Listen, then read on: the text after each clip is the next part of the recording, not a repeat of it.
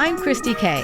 Welcome to Business Life After Hours, a podcast that takes a deep dive into real-life topics at the intersection of business and life. After the workday ends, that's where we pick up. Juli Inkster, great to be with you here today. Thanks, Kristi. I wanted to talk to you a little bit. You know, I was just watching a video about you and some of the amazing accolades that you have had. The Bob Jones Award, all of your wins, all of your victories through the years, the ESPY, the Golf Digest Awards.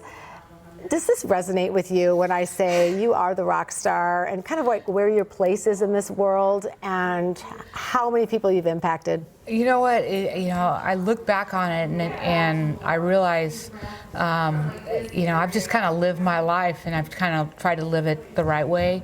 I really think winning the Bobby Jones Award really resonated with me as far as an award going, how much I've maybe made a difference in golf and people.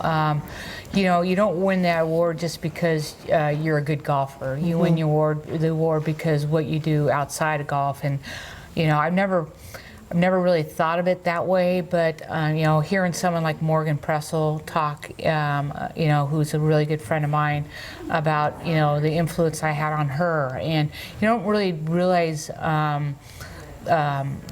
As you're going through life, that how you can help people and impact people, and it might just be a little thing, but I think having my girls introduce me for the Bobby Jones Award, when they started traveling with me at 6 weeks on tour, and where they are now in their life, and where I am now in my life, and with golf and personal life, it just, I don't know, just kind of hit home that, it's been a really good ride. It really has, and it continues, because you're not done golfing. No, I'm not done golfing, but I'm really done playing on the LPGA. It's but I'll do the senior stuff.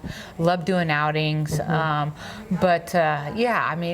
I'm still going to make an impact. Absolutely. Yeah. Well, you do every day. No, thanks. So we've talked so many times about how you got started in this game of golf and what influenced you the most and kind of what kept you going. You're such a resilient person.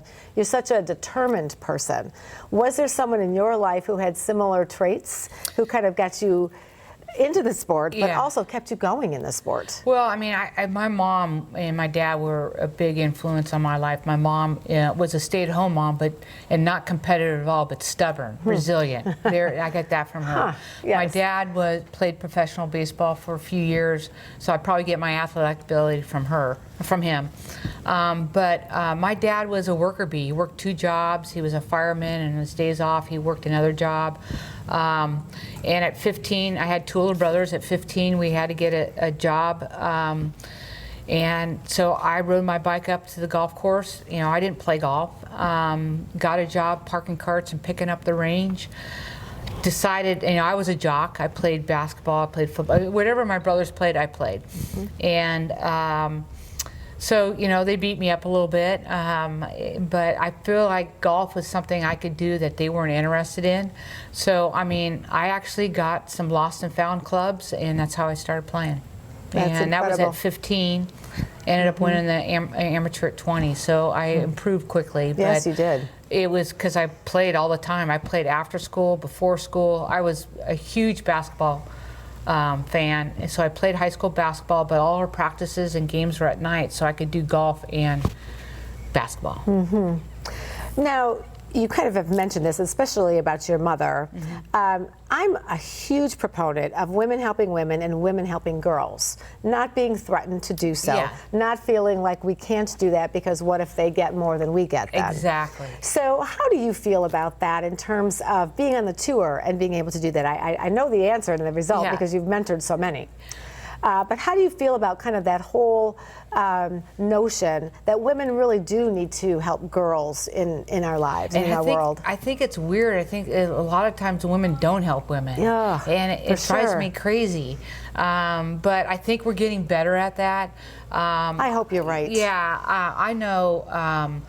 the biggest compliment I ever get is someone coming up and asking me a question about either being a mom on tour, or can I play a practice round with you? Or to me, that's the highest honor, is when someone does ask you that, because that means that you're open to giving advice, and you're open to help grow the game, not only on the golf course, but off the golf course.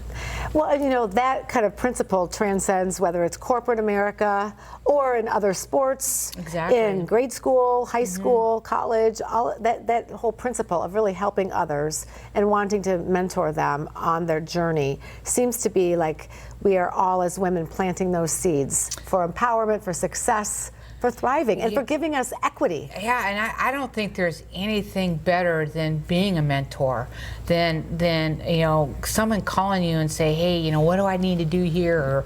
Or I just think that's the highest honor of that. One, you're doing something right. Yes. And you're opening yourself up. You're being vulnerable. That hey, I'm gonna give you everything I got, but I'm still gonna kick your ass on the golf course. But you know what? And that's great. You love that. Absolutely, and it also means you matter. Yes. And what you've done matters. Yes. And hopefully, you're teaching people how to give back, and hopefully, like Morgan Pressel, who does an amazing job at giving back, and you hopefully that maybe just along the way that maybe you helped her do that. So you were her big sister on the tour when she first started, Morgan Pressel. And I think the LPGA has done a great job with that, is having a veteran place with a rookie. So if there are questions and stuff, they're willing to offer their advice. I want to talk a little bit more then about women and equity in terms of the purse. You talked before about, what did you make? You said your very first check on tour was how much? $22,500. And as a 23-year-old, I thought that was a lot of money. Yeah, indeed, but, right? What year was that, if I may ask? 1983. 83. Yeah, and it's getting better with people like ProMedica and KPMG and AIG and Chevron. They're doing a great job of elevating the women's game, but we have a long way to go. We make about 10% of what the guys make. That's not a lot. How do we change that? What needs to happen in order for us to get to the level where women are on equal playing fields and par with so to speak? Par, nice. A little pun there. Word. Yeah. Well, we need more awareness. We need to play better golf courses. We need TV revenue. I mean, we pay for our TV. If we want to be on network TV, the LPGA or the sponsor has to pay for TV. So it's we're an organization that stands on our own. We don't have any help. We don't have the PGA help, like the Champions Tour does and the Korn Ferry does. The WNBA, we don't have the NBA to help us. Tennis, we aren't on equal fields as far as the men and the women. So we're always clawing our way, and it's like it's difficult. Why is it so difficult? It's exhausting. Yes. It's exhausting. And frustrating, I'm sure, for you, who's been in the game for so many decades. Every week we rent cars. We don't get courtesy cars. I mean, at the U.S. Open we get courtesy cars. Some tournaments we get courtesy cars. We fly commercial. We lose our clubs. We miss flights. Flights are canceled. We stay in hotels. We don't rent houses. We room with people to cut costs down. I mean, it's survival, but we actually work as hard as the guys on our craft. I'm sure you do. Yeah, so it's like I look at the PGA Tour and the whole Live right now, how they're competing against how do we make more money. It's like, how do you share more money? Share a little bit. I mean, how much do you need? If you get to a point where it's like, golf has always been, a rich man's game, and they're showing it that it is. Well, you've done so much for women and in barrier breaking, if you will. Women on tour, having children, being a mom, being a golf professional, traveling the globe. How on earth did you sort of break that barrier, if you will, and really start to show the tour that, come on, we're women here. We have children. We need to have a spot for these kids while we're on tour. Yeah, Juli Dickinson was a big opponent with that too. She had 2 kids, twins, and I had kids. And Charlie Meacham was actually our commissioner in '95. And Judy and I myself went up there and said, hey, you know, we're a women's organization and we do not have daycare. And, you know, Charlie was like, yeah, let's do something. So Smuckers has been our daycare since '95, and they do an amazing job. Right now we have 2 teachers that go around. They set up the schools for the kids the same way. So when they come in, they know that Teacher Sue and Teacher Meredith are there.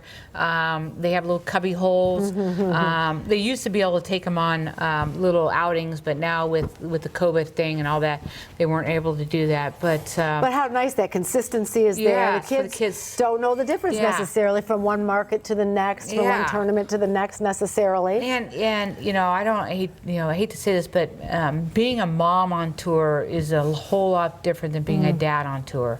You know, a dad, you know, the mom's still at home or the mom's out watching them and drops their kids off at daycare. And, you know, the moms on tour, you know, their husbands are working, they're not with them, they're traveling by themselves or with their mom or with a nanny. And, you know, so they're doing everything. Right. And it's a lot of work on these moms. And so to try to make it just a little easier for them, we needed a daycare. Well, thank goodness you were there as one of the pioneers in making sure daycare happened. Yeah. And now you're a mother of 2 girls. So did they golf? They played in high school, and but it wasn't really their thing. But now that they're married and both their husbands love to play, they're getting back into it. So it's kind of fun now that we all can go out and play. So do you take on the sons-in-law, little wager? Yeah, they're not very good. So the first rule I gave them was, if you're going to play golf, always have another ball in your pocket, because they were, you know, hit a ball and they'd be, and then they go back and get to the bag and get another ball, and I go, if you don't have a ball in your pocket, you're just going to find that one. So now they come up and they got lots of golf balls in their pocket. But it's a lot of fun because they're both into it and they both love it. And, you know, they know my sense of humor, so I banter them a lot. I absolutely love that. Yeah. I think that's great. Now, you've done so much for the game of golf, and you've been in it for quite some time. Is the Juli Inkster sitting here with me now the same Juli Inkster who was playing golf when she was 14, 15 years old? I don't think, I know so, no. I'm totally a lot more confident myself. What hasn't changed about you? I think the way I treat people, my parents were really big on treating people as you want to be treated. My parents get along with everybody, and I'm kind of the same way. I get along with everybody. I enjoy people. I enjoy talking to people, enjoy meeting people. I mean, that's why, pro-ams are hard, but I always enjoyed it because some of my best friends have come out of playing in pro-ams. But I'm definitely more confident in myself. You know, I got married early when I was 20. Brian was 30, so 10-year difference. I waited 10 years to have kids because I was a kid myself. I wasn't really ready. And then when you have kids, you have a lot of doubt of being a mom, because I really never was around little kids. I really didn't really know how I would be as a mom. But I just knew my parents were very consistent. If they said no, we didn't ask again, and that's kind of how I raised my kids. And you know, I try to give them all the opportunities in the world and let them find out their passion. Right, for sure. You never really pushed golf on them or wanted them to do exactly what you did. And you know, when I meet you, I know how competitive you are as on the tour, but I don't see that. And I see that kindness, that compassion comes through for me every time I talk with you. And when I hear things like, she is the ultra competitor on the course. I'm like, no, she's so nice. No, this is not. Well, but you hate to lose. We know that about you. You do not like to lose. I hate to lose, but I mean, you lose. And you're a gracious winner. Yeah, I know you are. Yeah, and if someone beats me, I tip a calf off, but I'm coming at you next week. That's my favorite part about you. Yeah, I don't have any quit, but I love competition. I love the feeling of hard work paying off. But it's funny. See, I'm one that I have never watched tape or video of me winning.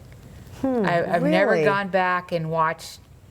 I just move on to the next chapter, and I've always been that way. Someone like, let's watch the last round of the U.S. Open. I'm like, no, I'm not watching. Because it's just kind of, I don't know. I think it's kind of creepy. So yeah. Do you watch tapes if you don't win? No. Not just none. And I think that's what was probably bad in my broadcasting profession. It's like, watch the tapes of your broadcast. I'm like, there's no way I'm watching it because I know I'm bad. Oh, I get that. I know. I personally understand that mindset so much. But I think that's how you get better. But I've never been one to do that. Yeah. Is there anything that you're not good at? Well, Brian would say I'm probably not a very good wife. Oh no. Yeah, I'm not good at a lot of things. I'm very unorganized. Morgan will tell you I'm organized. I was always organized in the kid stuff, and I just kind of fly by the seat of my pants with my stuff. Like, I wasn't worried if I didn't have a hotel reservation, I'll find one. I guess I chose my priorities. Pick your priorities, what's most important, and then fill in. Yes, and that's kind of what I did. That's very smart. That's great life advice too. Because if you just worry about everything, then I don't think you ever have time to enjoy life. And with this incredible career of yours and all of the wins that you've had, is there anything in your life that you would say, this is what I'm the most proud of? I think being a mom is my most rewarding occupation. It's a hard job. Yeah. I mean, everybody says, well, I'm a stay-at-home mom. Well, I tip my hat to you because that is not an easy job. It's not an easy job. And there's a lot of self-worth in that right there. But I think being a mom is been the most rewarding thing. Just how they've turned out as young women, and how close they are to my parents or my mom, and what people they are. They're just fun, caring people, and they've got two great husbands. I've always been a jock, and here I have two girls. I mean, they're not girly girls. They love sports, but they're girls. And now I have two son-in-laws that love sports and stuff. So right now I got the best of both worlds. Yes, you do. Wait till those grandkids come. I can't wait. I got two four-legged ones, but I'm looking for the two-legged ones. There you go. Yeah. Well, I just want to say thank you, Juli Inkster, for being the living legend you are, for being the inspiration you are, and just for giving us the gift of you. Well, thanks to you for being a rock star and growing your occupation, and we've got to support women, right? Yes, we do. And you have always been great at that. And Thank you. not only, housing players, you didn't know but you know what? They're your family now. They are my family now. Yeah, and you know what? When I was a rookie, I stayed in 90% of housing, and I still am very close to all of them. It's so the best. It's the best. It's but the gift thank that you. keeps on giving. Exactly. Exactly. Thank you, Juli. Thank you, Kristi.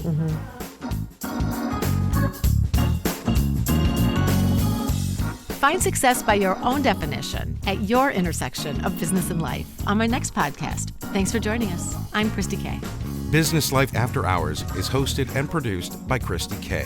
Audio engineering, production, and editing by Chris Pfeiffer.